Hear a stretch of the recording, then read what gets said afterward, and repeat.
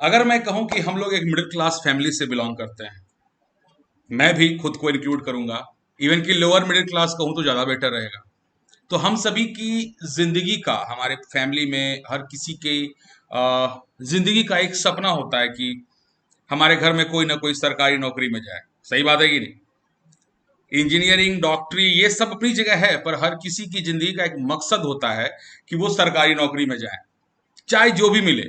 मतलब कई कई घरों में तो ऐसी थिंकिंग है कि भाई तुम क्लर्क बन जाओ, तुम चपरासी बन जाओ, मैटर नहीं करता, बस तुम गवर्नमेंट जॉब में जाओ। तो ऐसे लोग जो कि इस तरह की चीजों में गवर्नमेंट जॉब में जाना चाहते हैं, उनके लिए एक बड़ी ही इंपॉर्टेंट, आप कह सकते हैं, इंफॉर्मेशन आई है जो भारत सरकार ने आपके लिए दी है। इसलिए मैंने यहां पर हेडिंग रखा कि सरकारी नौकरियों के इच्छुक कृपया ध्यान दें। अब क्या ध्यान दें भाई?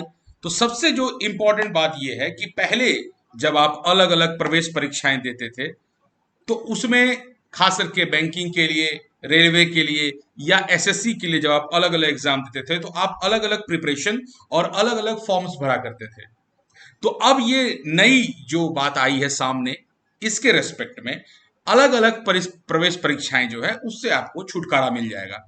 यानी अब आप सिर्फ एक फॉर्म भरेंगे और इस तरह की एग्जाम में आपको सीधे बैठने का मौका दिया जाएगा, सिर्फ एक फॉर्म के द्वारा। यानी रेलवे के एग्जाम हो, बैंकिंग के हो या एसएससी के हो। इसके रेस्पेक्ट में अब जैसा कि कहा गया कि अब एक ही परीक्षा से सिलेक्शन होगा। आपको 10 परीक्षाएं नहीं देनी होंगी, 10 जगह नहीं जाना होगा, ज्यादा खर्च नहीं करना होगा। अब एक एग्जाम दीजिएगा और आपका सिलेक्शन हो जाएगा। अब कैसे? तो नेशनल रिक्रूटमेंट एजेंसी यानी एनआरए को कैबिनेट की मंजूरी मिल गई है। बहुत समय पहले से इस तरह की बातें चल रही थी कि यार एग्जाम होना चाहिए, एक ही एग्जाम होना चाहिए, हाँ होना चाहिए, नहीं होना चाहिए। तो इसके लिए बस एक नेशनल रिक्रूटमेंट एजेंसी ने को कैबिनेट की मंजूरी मिल गई और उनके रेस्पेक्ट में अब एनआरए जो है ये एक कॉमन एलिजिबिलिटी टेस्ट ऑर्गेनाइज करेगी, जिसे सीईटी कहा जाएगा। और इस टेस्ट को देने के बाद अब आप एक ही साथ कई परीक्षाओं में बैठ सकते हैं। इनडायरेक्टली कहूं तो फिलहाल तो इन्होंने 3 एग्जाम को लेकर बात कहा है, पर आने वाले समय में और भी एग्जाम को उसमें ऐड किया जाएगा, जितनी बड़े एग्जाम की बात हो सकती है। आगे बढ़ते हैं, कौन कौन सा एग्जाम होगा? जैसे मैंने पहले कहा, एसएससी, बैंक, रेलवे के लिए अब सीईटी होगा, कॉमन एंट्रेंस टेस्ट। और बैंकिंग, रेलवे, एसएससी की एक ही प्रारंभिक परीक्षा होगी। जरा इस बात को ध्यान से समझिएगा कि जो गवर्नमेंट ने नया प्रोटोकॉल दिया है, इस प्रोटोकॉल के रेस्पेक्ट में उन्होंने क्या कहा है? उन्होंने कहा कि अब आपको, जो जैसे पहले क्या होता है, पहले आप प्रारंभिक परीक्षा एक होती थी, उसके बाद एक मुख्य परीक्षा होती थी, उसके बाद इंटरव्यू होता था, यानी पीटी, मेंस और इंटरव्यू। तो जो पीटी वाली कहानी है, कंफ्यूज बिल्कुल मत कीजिएगा। जैसे बहुत सारी ये अवधारणाएं चलने लगती हैं, कुछ भी न्यूज आती है तो लोग सोचने लगते हैं कि अच्छा इसका मतलब एक ही परीक्षा देंगे और डायरेक्ट मेरा नौकरी लग जाएगा। ऐसा नहीं है। आप जो पहली परीक्षा, जो प्रारंभिक परीक्षा होगी, उसके लिए रेलवे, एसएससी और बैंकिंग की परीक्षा एक जैसी हो जाएगी। यानी आप उस परीक्षा में बैठकर उस तीनों ही एग्जाम के लिए एक जो मुख्य प्रारंभिक परीक्षा जो है, मुख्य परीक्षा से पहले वाली, उसके लिए अगर आप स्कोर अचीव कर लेते हैं तो आप एलिजिबल हो जाएंगे। उसके बाद आपको फिर मुख्य परीक्षा देनी होगी, आपको फिर इंटरव्यू भी देना होगा। ऐसा नहीं कि नहीं देना होगा। फिर आप जिस जिस सेगमेंट में जाना चाहते हैं वहां से आप चूज कीजिएगा और फिर उसके लिए तैयारी कीजिएगा। तो चीजों को गलत फहमी मत रखिएगा कि एक परीक्षा देंगे और काम हो जाएगा। ये बात मैं देख रहा हूं कि बहुत लोग इस बात को बोल रहे हैं एक परीक्षा और अब खत्म, न्यूज़पेपर में भी ऐसे दे रहा है। ऐसा नहीं है ऐसा कि आपकी प्रारंभिक परीक्षा कॉमन होगी, लेकिन उसके बाद मुख्य परीक्षा और इंटरव्यू अपने अपने हिसाब से होगी। रेलवे वालों का अलग होगा, एसएससी वालों का अलग होगा और बैंकिंग वालों का अलग होगा, क्योंकि सबके अपने अपने मापदंड हैं। एक ही मापदंड में सब नहीं आ सकते हैं, तो सबकी अपनी अपनी बातें होंगी। ठीक है। 3 करोड़ परीक्षार्थियों को लाभ होगा, ये बहुत इंपॉर्टेंट बात है। जाहिर सी बात है, इतने सारे लोग एग्जाम देते हैं, भारत में इतने सारे स्टूडेंट्स हैं, तो उसमें से 3 करोड़ स्टूडेंट जो तैयारी करते हैं उनको बेनिफिट होगा। अब बेनिफिट होगा कि नहीं होगा ये तो वक्त बताएगा, पर मैं फिलहाल आपको न्यूज दे रहा हूं। मैं इस पर कोई क्रिटिकल बातें नहीं करूंगा कि मैं इसके बारे में सही गलत के बारे में बताऊं, ऐसा कुछ नहीं है। सिंपली 3 करोड़ परीक्षार्थियों को लाभ होगा। आगे बढ़ेंगे तो कहेंगे कि 3 साल तक वैध रहेगी सीईटी का स्कोर। जो आपके सीईटी का स्कोर है ये 3 साल तक, यानी कि आपने जब एक बार, सपोज कीजिए आपने 2021 में, 2021 से लागू हो जाएगा, तो आप 2021 से जब ये लागू हो जाएगा और आप उस एग्जाम में बैठेंगे और आपने उस एग्जाम को दे दिया, तो अब जो आपको स्कोर मिला सीईटी का, आप इस सीईटी के स्कोर से 3 साल तक इसको यूज में ला सकते हैं। आप अगले साल फिर से देकर इसे इंप्रूव भी कर सकते हैं, पर ये जो सीईटी का आपको स्कोर मिलेगा, हो सकता है मान लीजिए 3 साल में पहले साल आपने सीईटी के स्कोर के आधार पर रेलवे में जाना सोचा, फिर आपको लगा नहीं अगले साल कि नहीं मैं इसी सीईटी के स्कोर का यूज करके एसएससी में जाऊं, या आपको लगता है कि नहीं मैं बैंकिंग में चले जाऊं, तो आपके एग्जाम का स्ट्रीम आप 3 साल तक बदल सकते हैं सेम सीईटी के स्कोर से। अब ये आपके लिए कितना फायदेमंद होगा ये तो मैं नहीं कहूंगा, लेकिन चीजें मुझे लगता है थोड़ा सा ये अजीब हो जाएगा। मान लीजिए अगर कहीं भी सिलेबस में थोड़ा फर्क है, जो कि सिलेबस ऑलमोस्ट सेम रहेगा, पर अगर थोड़ा बहुत चेंजिंग है तो उसको एक एक ट्रैक पे लाना पड़ेगा, ताकि जो सीईटी की प्रिपरेशन कर रहे हैं उन्हें कुछ तो बेनिफिट मिले, कि अगर मान लीजिए वो रेलवे से एसएससी में शिफ्ट करें या एसएससी से बैंकिंग में, तो उनको कोई दिक्कत ना हो।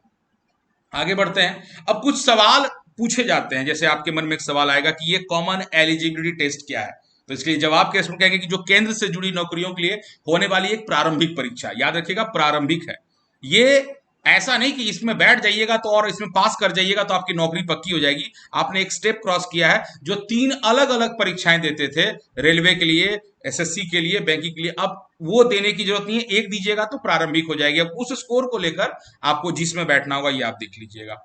उसके बाद ये परीक्षा कौन दे सकता है? जाहिर सी बात है ग्रेजुएट, 12th पास और 10th पास दे सकते हैं। जैसा लेवल वैसा एग्जाम, जिस पोस्ट के लिए जाइएगा वैसा एग्जाम होगा और उस तरह के क्वेश्चन का लेवल भी होगा। ऐसा नहीं कि कुछ भी क्वेश्चन चला जाएगा, तो ये बात भी है।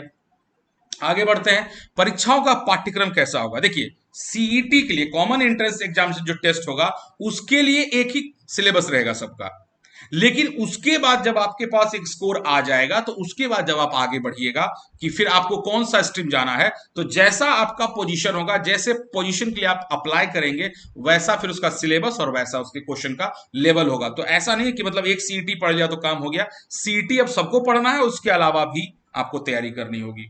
ठीक है। परीक्षाओं का पाठ्यक्रम कैसा होगा? जैसा मैंने कहा अलग अलग पोस्ट के लिए अलग अलग एग्जामिनेशन होगा, पर सीईटी का कॉमन होगा। मान लीजिए आप रेलवे में उसके बाद जाएंगे तो उसके लिए अलग आपका पोजीशन होगा, एसएससी अलग पद के लिए जा रहे हैं तो उसके लिए अलग क्वेश्चन होगा। तो जैसा पद वैसा प्रश्न। परीक्षा कहाँ आयोजित होगी? 1000 से अधिक जगहों को चूज किया गया है आउट ऑफ 117 डिस्ट्रिक्ट्स में। 117 जिलों को चुना गया है और उन सभी जिलों पर एग्जाम, उन सभी में 1000 सेंटर्स बनाए जाएंगे उन सभी जगहों पर, और वहां पर एग्जाम होगी। और परीक्षा आयोजित जो है वो कैसे होगी? तो जहां पर ये इन जिलों में परीक्षा होगी वो ऑनलाइन एग्जामिनेशन वहां पर हम लोग देखने को मिलेगा हम लोग को, जो कि जाहिर सी बात है हर तरह के एग्जाम में अब ऑनलाइन ही पैटर्न आ गया है, तो कोई बड़ी चीज नहीं है। और सीईटी का फायदा क्या है अगर ये पूछा जाए, तो सबसे बड़ा जो बेनिफिट होगा कि आप अधिकतम उम्र से पहले कई बार, मतलब कोई लिमिट नहीं होगा।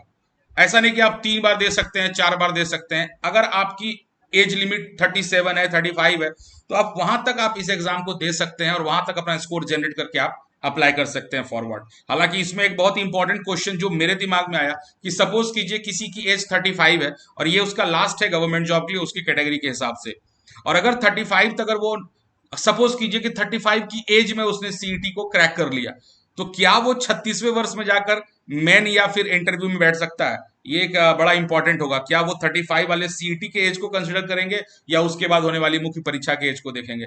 थोड़ा सा ये है, वो क्लियरेंस देंगे बाद में, वो पता चलेगा।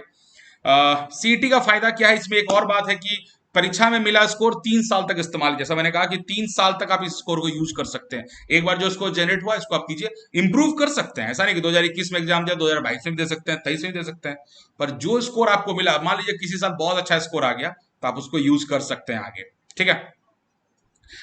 रिक्रूटमेंट साइकिल छोटा हो जाएगा, नतीजों का लंबा इंतजार नहीं करना होगा। जैसे नॉर्मली सरकारी एग्जाम में क्या होता है, आज फॉर्म भरा, कब रिजल्ट आएगा, कब रिक्रूटमेंट होगी, कहना मुश्किल है। तो अब थोड़ा सा ये उम्मीद है, मैं फिर से बोल रहा हूं, नीति तो रोज बनती है, नियत की बात होती है। पता नहीं नियत अच्छी होगी तो ही ना, नहीं तो पता चला लंबा कर दिया, क्योंकि मुख्य और इंटरव्यू तो है ही, मुख्य परीक्षा इंटरव्यू तो उन्होंने वैसे रख दिया, ऐसा कुछ तो है नहीं।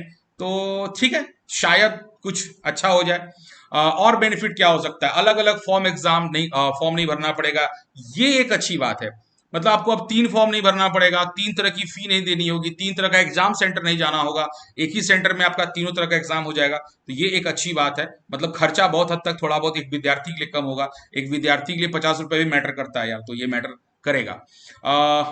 क्या फायदा है इसमें? उम्मीदवारों का खर्च जो है, उम्मीदवारों का परीक्षा खर्च जो है वो बच जाएगा, जो मैंने पहले ही कहा कि ये हो जाएगा।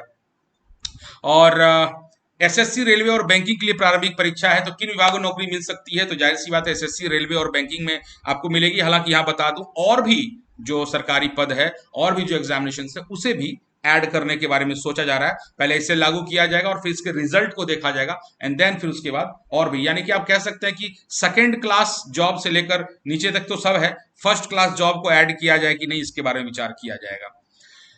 इसके बाद मुख्य परीक्षा देने का मौका मिलेगा, यानी कि जब आपने प्रारंभिक परीक्षा कर ली तो फिर आपको मुख्य परीक्षा देने का मौका मिलेगा, एंड देन आपके स्कोर को कंसिडर किया जाएगा। तो यहां तक ये सारी बातें थी। उम्मीद है आपको ये जो नेक्स्ट नेशनल रिक्रूटमेंट एजेंसी की जो नई जो खबर आई है ये मैंने आप तक पहुंचाया, और उम्मीद करता हूं आपको अच्छे से सब कुछ समझ में आया होगा। आपका दिन शुभ हो, मंगलमय हो, बुधवार में हो, गुरुवार में हो, शुक्रवार में हो, शनिवार में हो, रविवार, सोमवार में, जो भी में हो। Have a nice day.